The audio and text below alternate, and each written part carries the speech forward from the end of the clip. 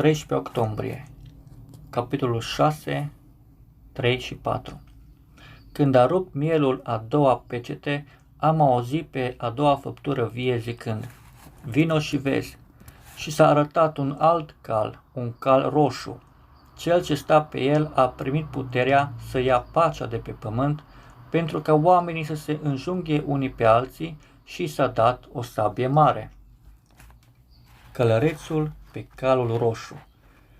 Iisus în Matei 24 a indicat către acest călăreț pe calul roșu spunând: veți auzi de războaie și vești de războaie și vedeți să nu vă înspăimântați, căci toate aceste lucruri trebuie să se întâmple.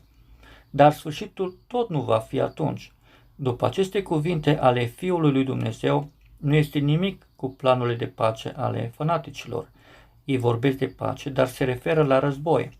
Clopoturile lor de pace nu se mai aud în gălăgia produsă de armament pentru a ucide, area de răspândire fiind tot mai îngrozitoare. Armamentul este produs chiar de așa numitele popoare creștine din vest, ca și de statele bolșevice ale estului. Dar nu vrem să trăim din iluzii.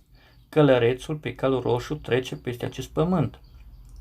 Dar Iisus a spus că toate acestea trebuie să se întâmple. Atunci așa este și așa va rămâne până la sfârșitul veacului acestuia. Călărețul de pe calul roșu ia pacea de pe pământ și noi răsuflăm ușurat dacă vin vremuri de pace după războaie îngrozitoare. Dar zilnic zboară deasupra noastră avioane militare care fac zboruri de antrenament și ele ne amintesc tot timpul că trăim în era calului roșu. El călărea și pe timpul lui Attila și în timpul războiului de 30 de ani, dar cu începutul primului război mondial trebuie ca a început o fază deosebită a acestei epoci a călărețului pe calul roșu.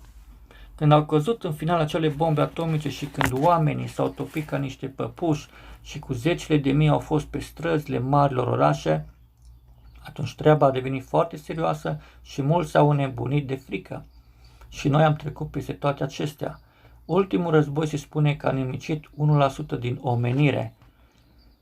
Dar cum va fi când aceste puteri ale atomilor se vor dezlănțui?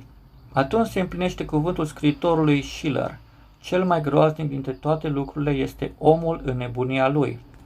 Da, ne așteaptă mari lucruri pe noi pe pământul acesta.